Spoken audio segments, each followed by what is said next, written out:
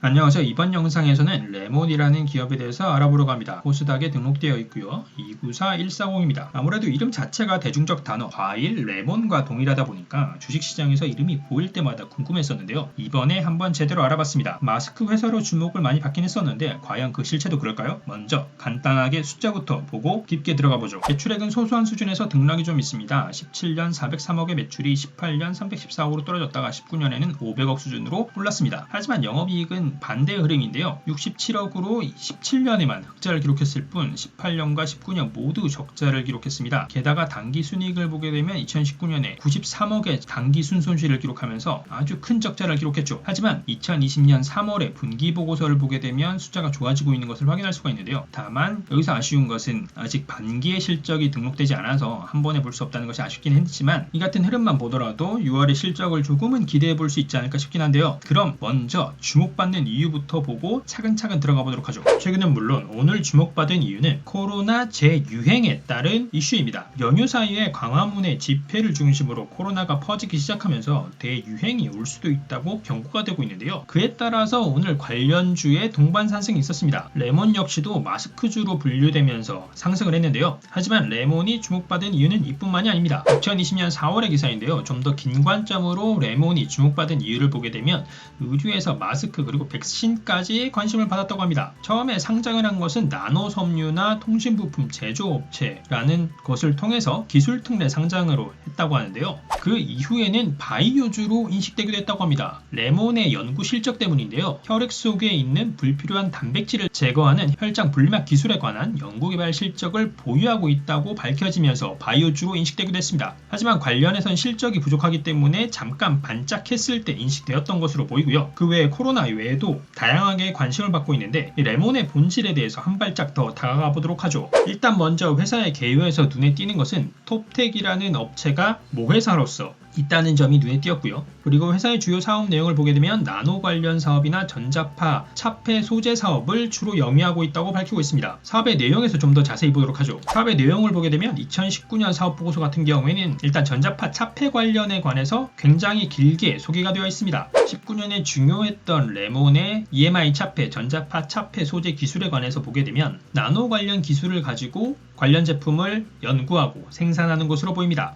같이 다양하게 생산하고 있는데요. 이처럼 모바일에 들어가는 제품 역시도 있다고 합니다. 그 외에도 다양한 제품이 있다고 하는데 이에 대해서는 조금 이따 살펴보기로 하고요. 19년에 중요했던 전자파 차폐 사업을 중심으로 19년을 살펴보도록 하죠. 제가 19년 사업 보고서에서 전자파 관련 전자부품 사업만 이야기하는 이유는 매출의 구성에서 볼 때도 전자부품 사업이 19년까지는 굉장히 중요하게 작용을 했기 때문입니다. 전체 매출에서 73% 수준을 차지하고 있는데요. 496억의 매출에서 360억 이상이 전자부품 사업임을 확인할 수가 있습니다. 나노 관련 사업 같은 경우에는 전체에서 30%가 채 안 되는 수준을 차지하고 있죠. 이같이 전자부품이 중요했던 19년의 숫자를 좀 보고 가도록 하시죠. 숫자를 보게 되면 매출의 등락이 있지만 그것보다 더 중요하게 보여지는 것이 바로 매출 원가율입니다. 17년에는 그래도 70%대로 안정적이었는데 18년에는 92%, 19년에는 무려 97%를 넘어섰습니다. 이렇게 원가율이 높다 보니까 매출의 등락과는 무관하게 매출 총이익 같은 경우에는 꾸준하게 감소하고 있음을 확인할 수가 있었는데요. 이 와중에 비용의 관점에서 더욱더 놀라운 것은 판관비는 2018년 대비 2019년 3배 이상 상승했다는 것입니다. 이렇게 28억의 판관비가 92억으로 3배 넘게 상승했는데요. 세부 계정을 좀 확인해 보게 되면 광고 선전비로 1200만 원을 쓰던 18년 대비해서 봤을 때 19년에는 무려 38억을 광고 선전비에 사용했고요. 그 외에도 지급 수수료, 급여, 보험료, 포장비 등 다양한 계정의 금액이 상승했습니다. 이렇게 원가율은 상승하고 판관비 역시 상승하다 보니까 영업이익은 크게 손실이 날 수밖에 없었습니다. 그래서 78억의 영업 손실을 기록했고요. 영업의 활동에서도 크게 보면 다른 부분보다 금융 원가가 크게 늘어난 것을 확인할 수가 있고 이 금융 원가가 실제 금융 수익보다 높기 때문에 굉장한 금융 손실이 발생했다는 것을 알 수가 있는데 여기에 더해서 지분법 손익조차도 적자를 기록했습니다. 이렇게 영업 외 활동에서도 많은 숫자들이 적자였기 때문에 단기 순손실 역시 92억이라는 큰 단기 순손실을 기록하게 되었죠. 이어서 재무상태표도 한번 보도록 하죠. 재무상태표를 보면 일단 유동 유동자산이 크게 늘었습니다. 그 중에서도 매출채권이나 현금성 자산 등이 크게 늘어난 것을 확인할 수가 있는데요. 현금성 자산의 경우에는 일단 이자 비용이 많아졌던 만큼 차입금 등을 통해서 들어왔다고 추정할 수가 있습니다. 매출채권의 경우에는 수익성과는 별개로 매출 자체는 늘었으니까 매출채권 자체도 늘어날 수도 있긴 했겠죠. 이와 함께 비유동자산도 크게 늘었는데요. 비유동자산에서 유형자산이 크게 늘어난 것을 확인할 수가 있습니다. 이에 대해서 좀 확인을 해보게 되면 2018년 12월의 기사인데요. 구미산단에 레몬이 생산라인 3개를 짓는다고 발표했습니다. 18년 기사니까 19년에 꽤나 많은 비용이 집행되었을 것으로 보이고요. 18년 기준으로 내년부터 1년간 투자한다라고 하고 경북도와 구미시가 관련 투자 양해각서를 체결했다고 합니다. 이에 관해서 보게 되면 나노 멤브레인 제조 시절 건립을 위한 투자 양해각서라고 밝히고 있죠. 이 같은 투자를 통해서 실제 세부 계정을 보게 되면 건설 중인 자산의 계정이 400억 가까이 증가했고 기계장치 역시도 100억 가까이 증가했습니다. 이익이 제대로 나기 전에 과감하게 투자를 진행한 것으로 보입니다. 부채를 보게 되면 매출이 늘긴 했지만 어쨌거나 이익은 나지 않았기 때문에 투자 비용 등은 부채로 조달되지 않았을까 싶은데요. 그래서 유동부채나 기타 유동금융부채 등이 크게 늘어난 것을 확인할 수가 있습니다. 그로 인해서 부채 총계의 경우에는 8배 가까이 증가했고요. 자본에서도 보게 되면 지속적으로 누적된 적자 때문에 결손금이 누적되고 있는데 결손금은 누적되고 있고 자본과 부채의 비율로 보게 되는 부채 비율의 경우에는 2019년 연간 기준으로 봤을 때 무려 400%가 넘는 수준의 부채 비율을 기록하게 되었습니다. 2019년까지의 이런 사정을 보게 되면 투자를 하면 안 되는 기업의 수준인 것 같은데 2020년에도 그런지 최근 보고서인 반기 보고서를 통해 확인해 보도록 하죠. 먼저 사업의 내용을 보면 대개의 경우 사업의 내용은 동일한 수준을 가지고 유지를 하는데 첫 화면부터 크게 달라진 것을 확인할 수가 있습니다. 전자파 차폐 사업 중심에서 나노 사업으로 확연히 바뀐 것을 글에서부터 확인할 수가 있는데요. 이 글만 바뀐 것이 아니라 실제 실적과 숫자도 크게 바뀐 것을 확인할 수가 있습니다. 2020년 반기 기준으로 봤을 때 매출 비중이 나노 관련 사업이 86%에 육박하는 수준으로 전년 연간에 비해서 완전히 다른 기업으로 바뀌었음을 확인할 수가 있습니다. 이 같은 나노 제품에서 가장 주력 제품으로 레몬 스스로가 밝히고 있는 것은 바로 여성용 위생용품인데요. 그뿐만 아니라 마스크나 각종 원단에 대해서도 언급하고 있습니다. 그래서 이에 대해서 좀 더 자세히 확인해 봤는데요. 레몬이라는 회사의 홈페이지에서는 관련된 링크가 다 깨져 있었는데 좀 더 확인을 해보니까 에어퀸이라는 브랜드로 관련된 제품을 하나로 묶어서 런칭을 한 것으로 보입니다. 제품을 보게 되면 마스크도 있고요.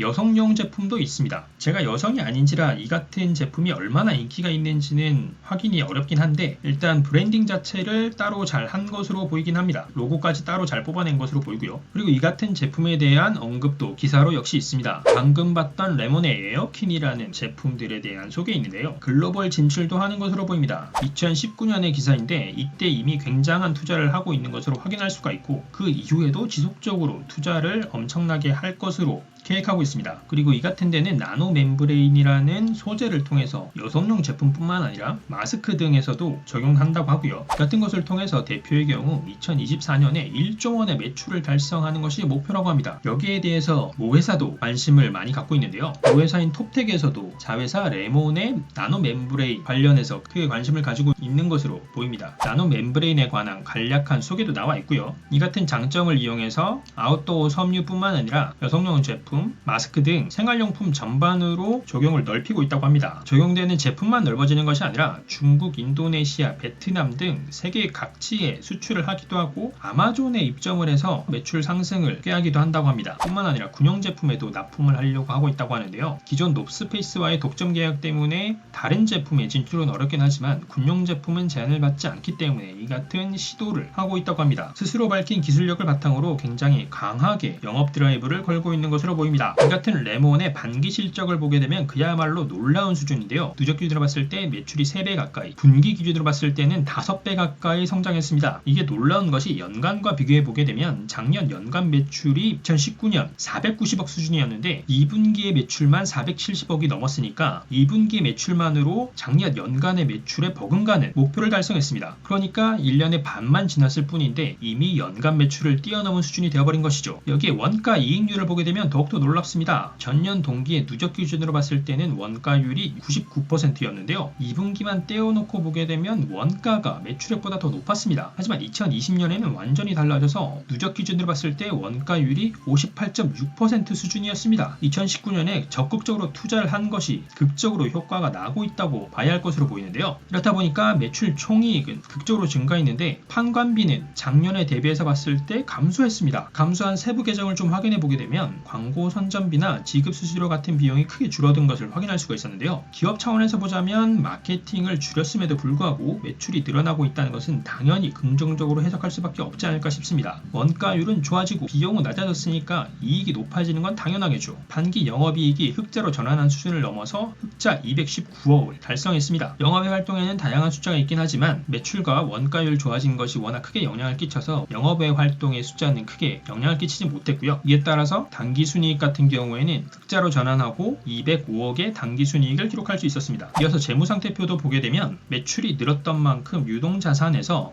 현금성 자산이나 매출 채권 그리고 재고 자산까지 모두 늘었습니다. 그에 반해 부채의 경우에는 기타 유동 금융 부채를 중심으로 단기 차입금 등이 줄어든 것을 확인할 수가 있어서 전체 부채 총계 역시도 크게 감소한 것을 확인할 수가 있고요. 자본 계정에서는 반기에 크게 이익을 남겼기 때문에 누적된 결손금을 다 청산하고 이익잉여금으로 전환해서 이익잉여금 7억 8천을 기록했고 자본 청계 역시도 크게 늘어났기 때문에 자본과 부채의 비율로 보게 되는 부채 비율 역시도 사업보고서 기준 400%에서 반기 100% 미만으로 떨어졌습니다. 무려 6개월 만에 엄청난 반전의 실적을 보여주고 있는 것이죠. 자, 그럼 주가도 어떻게 반전하고 있는지 알아보도록 하죠. 일단 상장한 지가 얼마 안 된 기업인데요. 상장이 2월 28일이었습니다. 상장한 날에는 주목을 받긴 했는데 그것을 지키지 못하고 밀렸다가 소폭 회복했지만 코로나로 인해서 빠졌습니다. 하지만 마스크주로 분류되었기 때문에 코로나 이후에 빠르게 주가를 회복했고 회복한 수준을 넘어서 크게 상승했었습니다. 하지만 앞에서 저희가 살펴봤던 바이오주로 편입됐다는 이슈가 있었을 때 크게 상승을 했다가 그것을 지키지 못하고 주가가 무너져 내리기도 했었고요. 하지만 바이오주는 아니더라도 코로나 관련주로 꾸준하게 분류가 될 수 있었기 때문에 주가가 크게 무너지지는 않고 유지가 되었습니다. 그러다가 최근에 주목할 만한 날짜는 바로 8월 6일인데요. 레몬이 미국에 수출할 수 있는 방호복을 FDA에 등록을 했다는 내용의 기사입니다. 레몬이 의료용 방호복을 개발했고 이것을 FDA에 정식 등록한 것이 확인된 내용인데요. 나노멤브레인이라는 다방면에 활용 가능한 기술과 생산력을 갖추고 있다 보니까 적용도 다양한 것으로 보입니다. 다만 방호복 같은 경우에는 승인이 아니라 등록제이기 때문에 상대적으로 진단키트처럼 강력한 모멘텀을 갖기는 쉽지 않았을 것 같은데요. 그렇기 때문에 8월 6일에 상승을 하긴 했지만 그 위에는 그 주가를 지켜내지 못했습니다. 하지만 어쨌거나 코로나 관련해서 실적을 채울 수 있는 구성을 갖추게 된 것은 확인할 수가 있습니다. 그리고 이까지 쭉 봤을 때 저희가 앞에서 봤던 2분기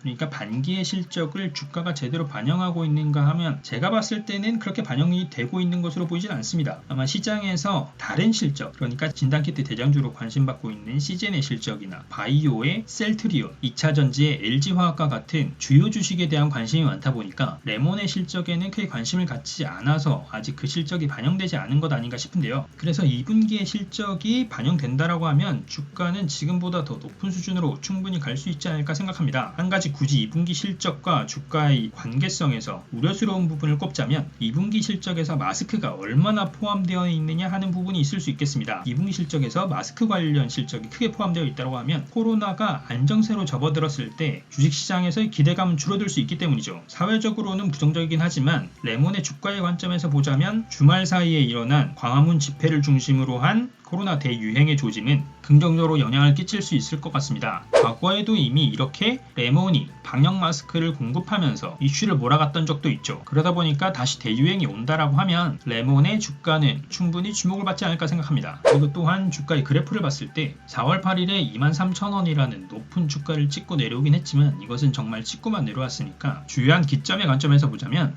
7월 13일에 19,450원과 8월 6일에 19,100원이 중요한 기점이 아닐까 생각하는데요. 이 같은 기점을 중심으로 봤을 때 현재 주가 기준으로 해당 기점까지는 5% 내외의 상승만을 남겨두고 있습니다. 그래서 조만간 이 같은 벽을 뚫고 2만원대로 진입하지 않을까 싶고요. 그래서 저는 당분간 레몬을 주목해보려고 합니다. 자, 이번 영상에서는 기술력과 생산성을 바탕으로 다양한 생활용품과 코로나에 특화된 제품으로 시장에서 주목을 받고 있는 레몬에 대해 알아봤습니다. 레몬이 소재를 중심으로 글로벌 시장에서 더욱 훨훨 날아다녀서 또 다른 화학소재 글로벌 대기업이 탄생할 수 있기를 기원하고요. 또한 이번 영상 역시 시청하시는 모든 분들의 투자에 도움이 되셨으면 합니다. 그럼 저는 다음에 또 새로운 정보와 주식으로 찾아뵙도록 하겠습니다. 감사합니다.